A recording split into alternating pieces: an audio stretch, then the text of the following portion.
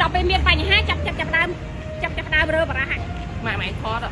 ពេលដែលមានបញ្ហាចាប់ដើមរើបារះហើយកោះឡានយកណាគេទទួលខុសត្រូវពេលដែលពងបើកឡានឲ្យប៉ូលីសចូលមកអញ្ចឹងអាណាគេទទួលខុសត្រូវបើយើងខុសវាចាក់យើងចូលខុសតែនេះបើយើងត្រូវយកទឹកតមកយើងមើលឲ្យហើយថាពេលដែលធ្វើការអញ្ចឹងត្រូវអត់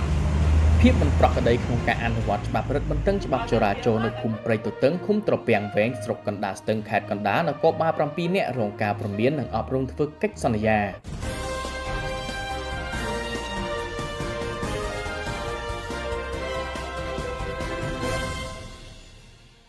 នគរបាលចរាចរណ៍4នាក់រងការព្រមានជាលាក់អក្សរលើកទី1និង3នាក់ទៀតត្រូវបានអប់រំលើកិច្ចសន្យាហើយដាក់ឲ្យអនុវត្តវិន័យ3ខែនៅការិយាល័យបុគ្គលិកនេះបាទតាមសេចក្តីបំភ្លឺព័ត៌មានរបស់ក្រុមការងារព័ត៌មាននិងប្រតិកម្មរហ័សនៃស្នងការដ្ឋាននគរបាលខេត្តកណ្ដាលសមត្ថកិច្ចរបស់នគរបាលចរាចរណ៍ត្រូវបានបង្ហាញក្នុងคลิปវីដេអូដែលបង្ហោះដោយគណនី Facebook ឈ្មោះលេខកង្គៀមន្ត្រីទាំងនោះរងការចាប់ប្រកាន់ថាអនុវត្តច្បាប់ប៉ុន្តែបណ្ដាលឲ្យរថយន្តពលរដ្ឋជួបបញ្ហាពួកគាត់មិនដោះស្រាយបញ្ហាបែរជារើសបារះហើយនាំគ្នាចាក់ចេញពីទីតាំងរឿងរ៉ាវបានកើតឡើងកាលពីព្រឹកទី2ខែមេសាចំណុចផ្លូវជាតិលេខ3ចន្លោះគីឡូម៉ែត្រលេខ28ដល់29ស្ថិតក្នុងភូមិព្រៃទទឹងឃុំត្រពាំងវែងស្រុកកណ្ដាលស្ទឹងខេត្តកណ្ដាលនេះព្រឹកថ្ងៃបន្ទាប់ការិយាល័យបុគ្គលិកនៃស្នងការដ្ឋាននគរបាលខេត្តកណ្ដាលបានកោះហៅកងកម្លាំងនគរបាលចរាចរណ៍ផ្លូវគោកចំនួន7នាក់ឲ្យចូលខ្លួនទៅបំភ្លឺពាក់ព័ន្ធនឹងហេតុការណ៍ដែលបានកើតឡើងក្រោយពីសាកសួរនិងឆ្លើយបំភ្លឺរួចមន្ត្រីនគរបាលចរាចរណ៍ដែលមានការពាក់ព័ន្ធក្នុងហេតុការណ៍ខាងលើត្រូវបានព្រមានជាលាក់អក្សរ